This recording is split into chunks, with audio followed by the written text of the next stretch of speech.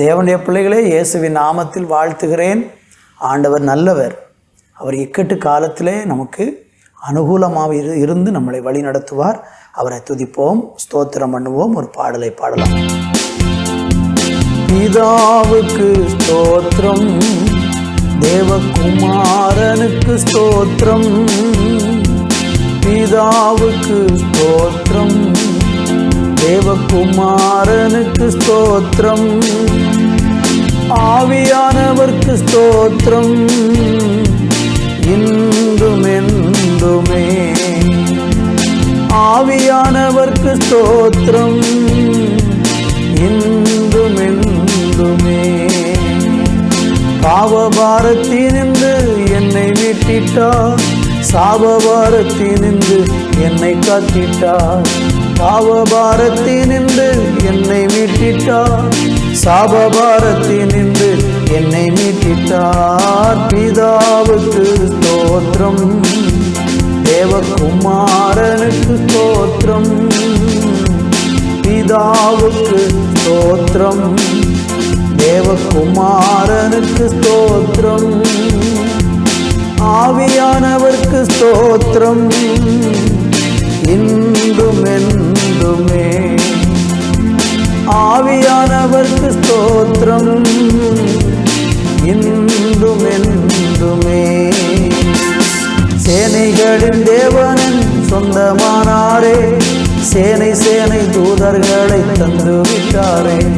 சேனைகளின் தேவனின் சொந்தமானாரே, சேனை சேனை தூதர்களை தந்து விட்டாரே. பிதாவுக்கு ஸ்தோத்திரம், தேவகுமாரனுக்கு ஸ்தோத்திரம்.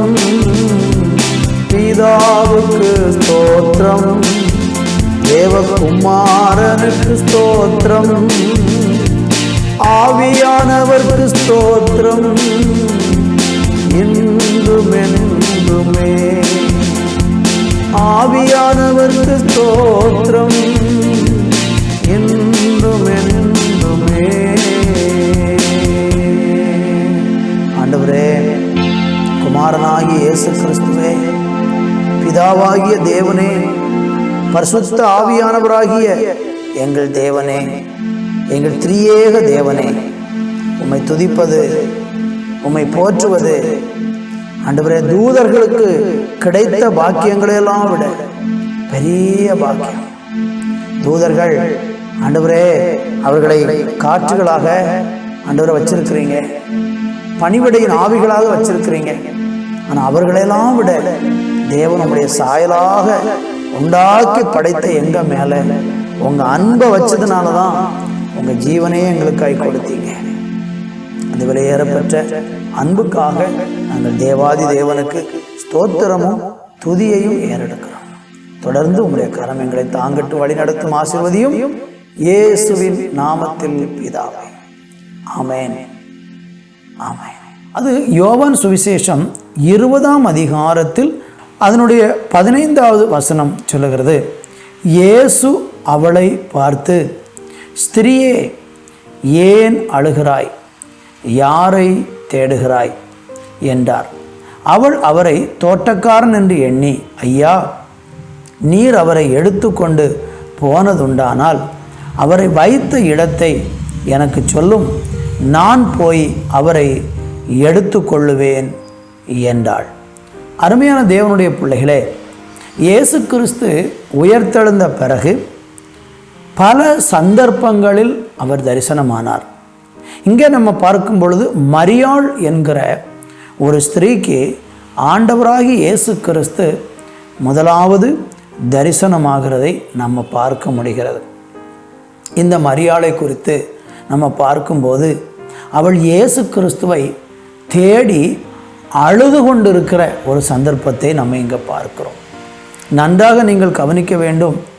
ஆண்டவராகி இயேசு கிறிஸ்து அவருடைய சரீரத்தை காண வேண்டும் என்று மிகுந்த அழுகையோடு கூட நிற்கிற ஒரு பெண்ணை பார்த்து இயேசு தரிசனமாகிற சம்பவத்தை இங்கே பார்க்கிறோம். இந்த செய்தியை கவனிக்கிற உங்கள் வாழ்க்கையில் ஏதோ ஒரு விதத்தில் ஒரு அழுகை, ஒரு புலம்பல், ஒரு கண்ணீர் உங்கள் வாழ்க்கையில் இருக்கும் என்றால், உங்களுடைய கண்ணீரை துடைக்கும் விதத்தில் இயேசு கிறிஸ்து உங்களுக்கு தன்னை வெளிப்படுத்தும்படியாக விரும்புகிறார். வேத புஸ்தகத்தின் பல இடங்களில் கண்ணீரோடு கூட இருந்த மக்களுக்கெல்லாம் தேவன் தன்னை வெளிப்படுத்தி அவர்களோடு கூட பேசி அவர்களுடைய துயர் நீக்கி அவர்களை ஆறுதல் படுத்தின சம்பவம் வேத புஸ்தகத்தின் பல பகுதிகளிலே நம்ம பார்க்க முடியும். ஆதியாகம புஸ்தகத்தில் நீங்கள் படித்து பார்த்தீங்கன்னா, ஆகார் என்கிற ஸ்திரீ தன்னுடைய எஜமானத்தி தன்னை கடினமாக நடத்தினது நிமித்தம் வீட்டை விட்டு ஓடி போகிறாள். அப்படி ஓடி போகிற சந்தர்ப்பத்தில் மிகுந்த வேதனையோடு கூட வருத்தத்தோடு கூட கலக்கத்தோடு கூட இருந்த அவளுக்கு ஆண்டவர் தரிசனமாகி அவளை திரும்பவும் தன்னுடைய எஜமானனுடைய வீட்டிற்கு அனுப்பிவிடுகிற சம்பவத்தை நம்ம வேதத்தில் பார்க்க முடிகிறது. இன்னும் நமக்கு 1 சாமுவேல் 1ஆம் அதிகாரத்தில் நீங்கள் படித்தீங்கன்னா, அன்னாளுக்கு தேவன் வெளிப்பட்டு அவளுடைய கண்ணீரையும் ஆண்டவர் துடைத்து அவளை ஆறுதல் படுத்துகிறதை நம்ம பார்க்க முடிகிறது. இன்றைக்கு உங்கள் வாழ்க்கையில் ஏதோ ஒரு சூழ்நிலையில் நீங்கள் மிகுந்த கண்ணீர் வடித்து அழுது கொண்டிருக்கிற ஒரு வாழ்க்கை நீங்கள் வாழ்ந்து கொண்டிருக்கிறீங்கன்னா, அந்த கண்ணீரை நீங்கள் விருதாவாக தேவையற்ற காரியங்களிலே நீங்கள் செலவிடாமல் தேவனுடைய சமூகத்தில் அழுது பாருங்கள். உங்களுடைய கண்ணீருக்கு ஆண்டவர் நிச்சயமாக பதில் தருவார். இயேசுவுக்கு உங்களை ஒப்பு கொடுப்பீங்களா? நான் உங்களுக்காக ஜெபிக்க போகிறேன். எந்த சூழ்நிலையில் இருந்தாலும் உங்களை தேடி வருகிற இயேசு உயிரோடு இருக்கிறார். ஜெபிக்கலாமா?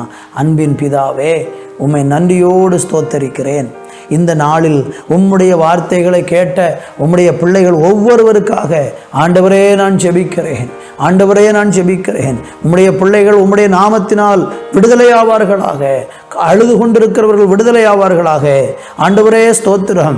ஒவ்வொருவருடைய வாழ்க்கையிலையும் ஆண்டவரே நீங்கள் திரும்ப உயிர்ப்பீங்க, எழுப்புங்க, ஆசீர்வதிங்க. எந்தெந்த சூழ்நிலையில் வேதனைப்பட்டு அழுது கொண்டிருக்கிறாங்களோ அந்த சூழ்நிலையிலிருந்து உம்முடைய பிள்ளைகளை ஆண்டவராகிய தேவன் விடுதலையாக்கி கனப்படுத்தி உயர்த்துவீராக என்று ஜெபிக்கிறேன். இப்படி செய்கிற நல்ல கிருபைக்காய் நன்றி. இயேசுவின் நாமத்தில் பிதாவே, ஆமென்.